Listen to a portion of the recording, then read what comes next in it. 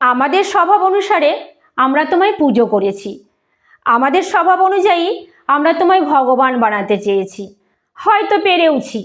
কান্নার সমুদ্র আজও উত্তাল, অজ্ঞানতার অন্ধকার আজও ভয়ঙ্কর, কর্মবিমুখ গড্ডালিকা আজও স্রোতস্বিনী।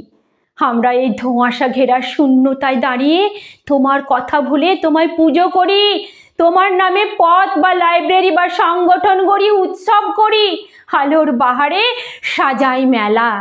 অন্ধকার যেমন ছিল থেকে যায় তেমনই। মাইলস্টোনের সংখ্যা পরিচয় তোমার অসামান্য মেধাকে স্মরণ করায়। মায়ের ডাকে সাড়া দিতে ভয়হীন নদী পার হওয়া তোমার অন্তরের মাতৃভক্তিকে তুলে ধরে।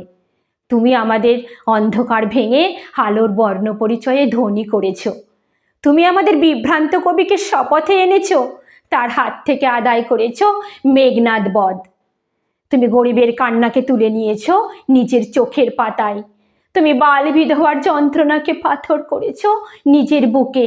তুমি লুণ্ঠনকারী ইংরেজদের মুখের ওপর তুলে দিয়েছ স্পর্ধার চটি জুতো। আসমুদ্র হিমাচল ভারতবাসীর ক্রোধে। আমরা তোমাকে প্রথম ভাগ আর দ্বিতীয় ভাগে ভালোবেসেছি। অক্ষর জ্ঞান সমাপ্ত করেই আমরা চিনতে শুরু করেছি সেই সব মহামন্ত্র, যাতে করে আখের গোছানো যায়। আমরা তোমাকে কোনো এককালে নির্বাসিত করেছি কর্মাটারে।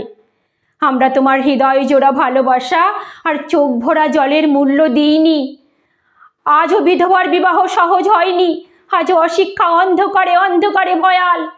সত্যিকারের বর্ণ পরিচয় যা ধরা ছিল তোমার প্রতিদিনের জীবনযাপনে, সেই বর্ণ পরিচয়ে আমরা পরিচিত হইনি, হতে চাইনি। তুমি আমাদের ক্ষমা করো, তুমি আমাদের ক্ষমা করো, তুমি আমাদের ক্ষমা করো।